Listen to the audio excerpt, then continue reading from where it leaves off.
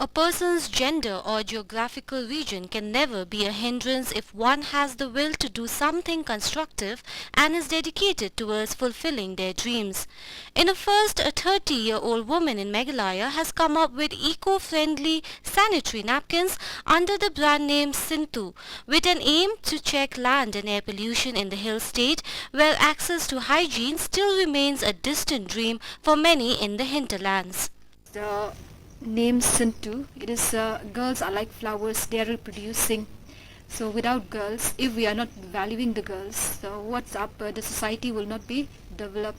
So once we have healthier girls, healthier women, the society itself will be wealthy and it will be. Shaidalin Malbanyang, a member of a self-help group at Ryangdo village in West Khasi Hills district, launched her own brand of sanitary pads named Sintu, meaning flower in English, in the month of June this year after having attended a one-week workshop on menstrual hygiene organized by the central government.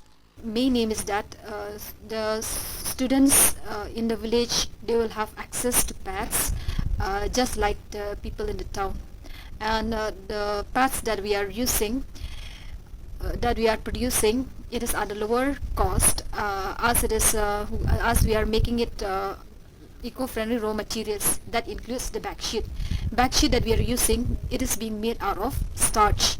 Then we are having a top sheet out of cotton. Then we are having the wood pulp and gel sheet also. She approached the livelihood business incubator for a sanitary napkin manufacturing machine and the authorities happily obliged. Malbanyang did not have to invest much as the raw materials for the pads were available in plenty.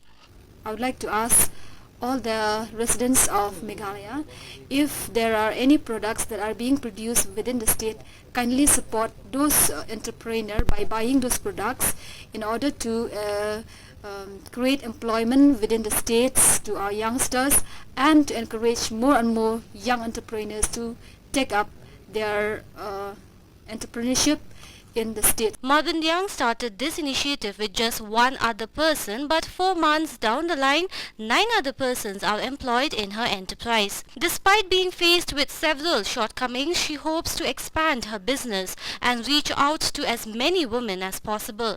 At a time when Meghalaya is working towards creating a healthy entrepreneurial ecosystem, entrepreneurs like Shaidalin Malbanyang act as trailblazers for others to follow. Bureau Report, DD News, Shillong.